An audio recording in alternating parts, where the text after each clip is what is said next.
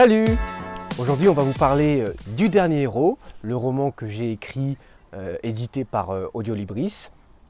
Donc c'est un roman à la croisée de la science-fiction, de la fantasy, du fantastique. Et aujourd'hui, je vais répondre à vos questions.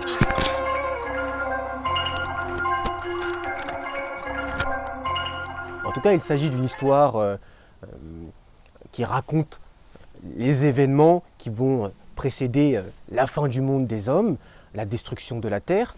Donc notre héros, Alexandre Richard, qui est un jeune adolescent, qui justement le matin de cet incident qui va lancer son aventure, son destin, il part au lycée et sur le chemin, il fait la rencontre d'un extraterrestre, d'une créature qui vient du ciel, d'un monde dont on ne sait où, et cette entité lui annonce qu'il va devoir participer à une grande épreuve. Il n'en sait pas plus et cette entité kidnappe Alexandre à bord d'un vaisseau extraterrestre et l'emmène sur un autre monde. Alors c'est là que ça devient intéressant parce que Alexandre réalise que la Terre est détruite, qu'il ne pourra donc pas y retourner et qu'il a tout perdu, mais aussi qu'il va devoir participer à un défi qui concerne toutes les races de l'univers. Il y a les anges, les fées, les démons, des monstres tout à fait extraordinaires qui vont peupler ce monde, cet univers, et Alexandre, qui n'est qu'un simple adolescent, va devoir se confronter à des êtres presque immortels.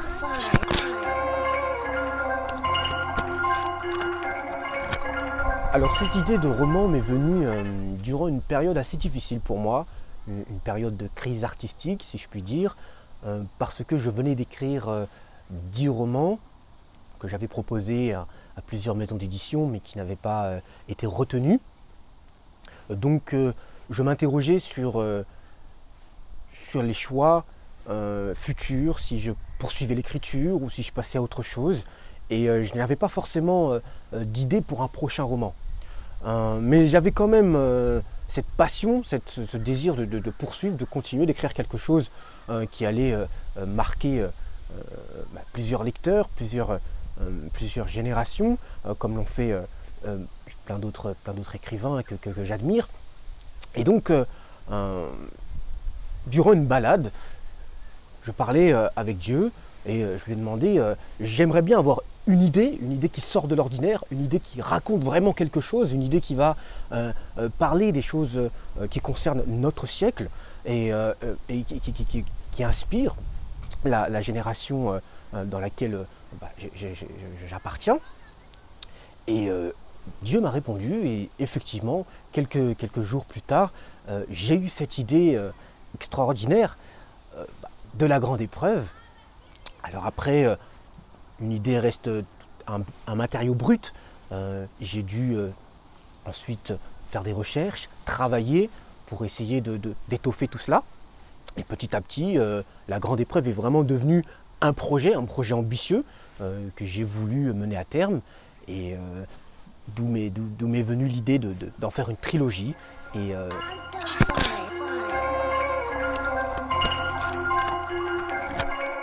imaginez, on passe énormément de temps à la conception de ces personnages, à l'esquisse de leur psychologie, de leur psyché, de leur nature. Donc c'est vraiment difficile de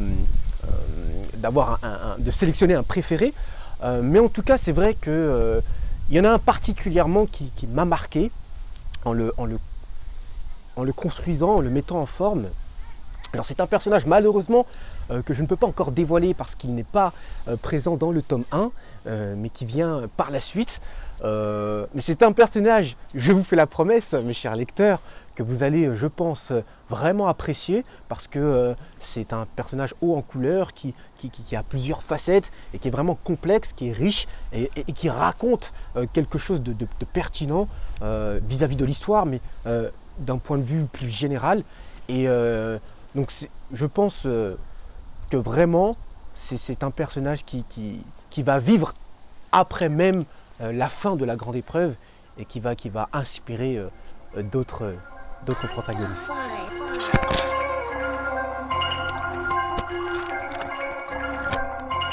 Alors non, non, je n'ai pas vraiment de routine ou de rituel. Pourquoi? Tout simplement parce que, je l'avoue, je suis un peu brouillon.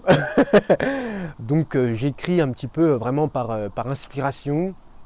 Alors ce que je fais souvent, c'est que dès que j'ai une idée qui me vient en tête, je la note sur mon iPhone, dans mes notes.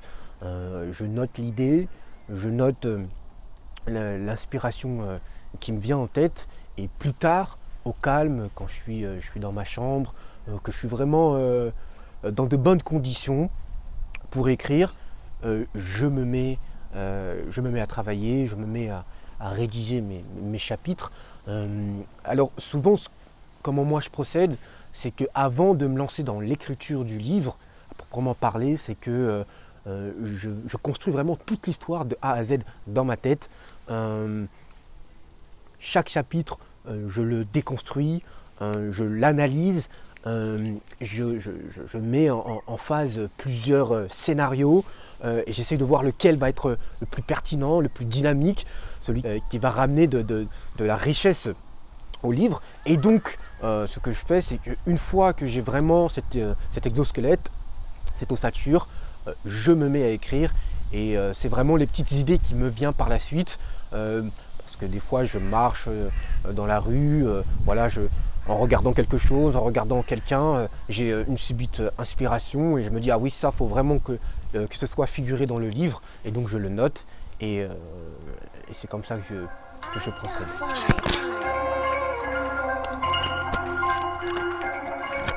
Alors, la fiction, c'est vraiment quelque chose qui me parle. Que ce soit en tant que lecteur ou auteur, la fiction m'a toujours marqué de manière très frappante. Alors, dans mon expérience de lecteur, la plupart de mes lectures qui m'ont impacté, qui m'ont influencé, c'était de la fiction.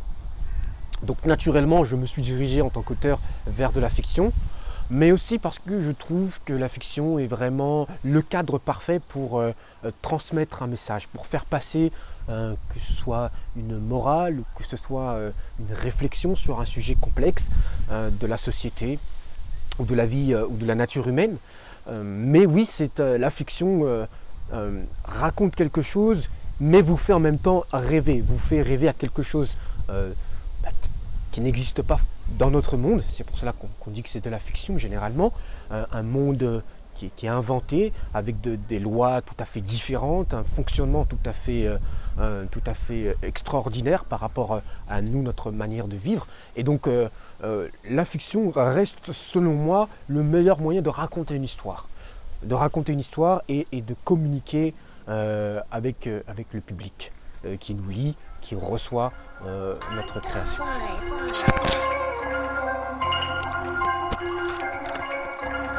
Je suis devenu auteur parce que l'écriture, la lecture m'ont vraiment défini au cours de ma jeunesse. Je peux même dire qu'elles m'ont sauvé dans ma vie d'étudiant. J'ai passé de nombreuses heures à lire des auteurs formidables, Stephen King, J.K. Rowling, Michael Moorcock, et tellement d'autres qui ont réussi à me faire rentrer dans leur monde, qui ont réussi à me faire découvrir leur univers et qui vraiment m'ont permis de découvrir d'autres choses qui n'étaient pas de mon quotidien. Et j'ai vraiment voulu en fait reproduire ce qui m'avait marqué et je me suis dit non, c'est fou, il faut que j'arrive moi à transmettre ce qui me définit, ce qui me motive, ce qui m'inspire au quotidien. Et donc la seule manière c'était de devenir auteur. Et donc comme je l'ai dit un peu plus tôt, la fiction m'a paru tout simplement naturelle parce que c'est généralement ces lectures que j'affectionne.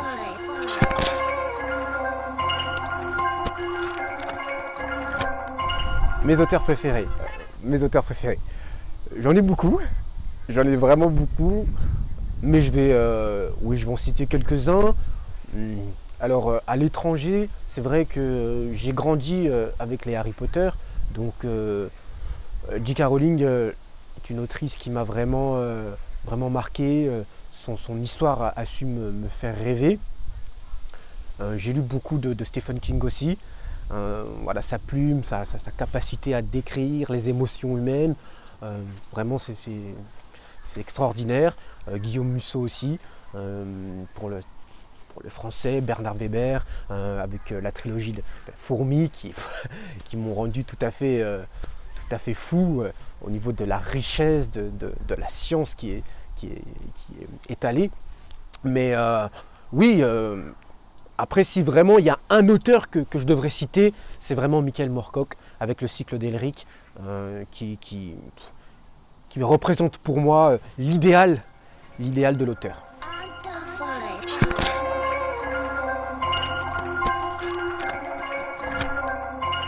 Oui, je connais la fin de la grande épreuve. C'est une fin, je préfère vous prévenir, qui va être inattendue. J'ai mis énormément de temps à la peaufiner. C'est une fin, je pense en tout cas, qui ne pourra pas être élucidée avant la révélation finale. Donc moi je connais effectivement la fin.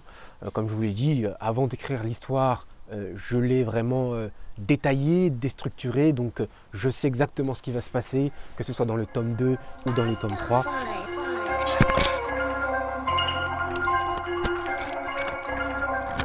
Qu'est-ce que la grande épreuve ? Eh bien, c'est justement le mystère que les héros vont essayer d'élucider au cours de leur périple, au cours de leur aventure. Et ils vont essayer de comprendre pourquoi la grande épreuve existe et pourquoi elle se produit à cet instant précis, pourquoi eux-mêmes sont-ils concernés par cette grande épreuve et quelle est la nature de cette grande épreuve. Donc, c'est toutes ces questions qui vont être résolues à la fin de l'histoire. Donc, vous comprenez que je dois garder le secret quant à ce mystère.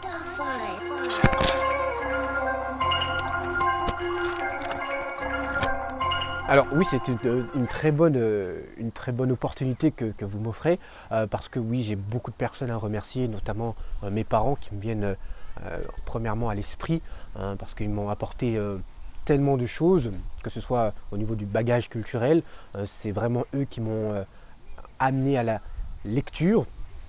Ils ont une bibliothèque vraiment fantastique avec tous les genres représentés et ils m'ont vraiment permis de découvrir cette richesse culturelle et m'ont transmis leur passion de lecteur.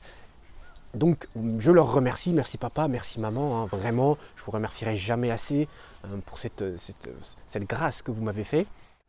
Je veux aussi prendre le temps pour remercier Monsieur Henri Garrido et toute son équipe, l'équipe d'Audiolibris Éditions, qui ont vraiment travaillé d'arrache-pied sur mon œuvre pour la rendre le plus ou moins parfaite, pour que les lecteurs prennent du plaisir à la découvrir, à la lire. Donc vraiment, je tiens à les remercier de vive voix et j'espère que le travail futur qu'on va réaliser ensemble vont vraiment amener à quelque chose de grandiose, quelque chose qui va marquer, je l'espère, les générations futures.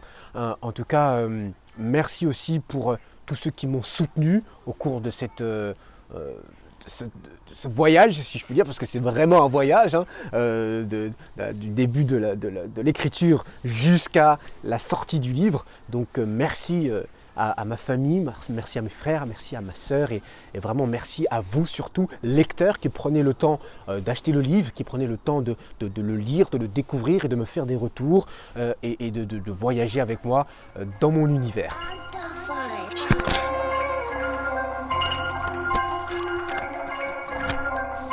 Vous pouvez trouver le livre à la FNAC, dans toutes les librairies de France, mais surtout vous pouvez le trouver sur le site officiel de la maison d'édition Audiolibris. Vous pouvez également l'acheter sur Amazon en commande.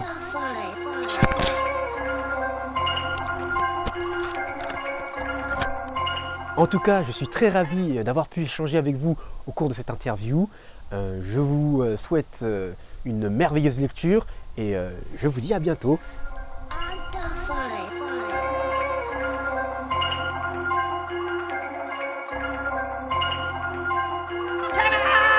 Yeah, look, tell me what's the vibes, what's the mood?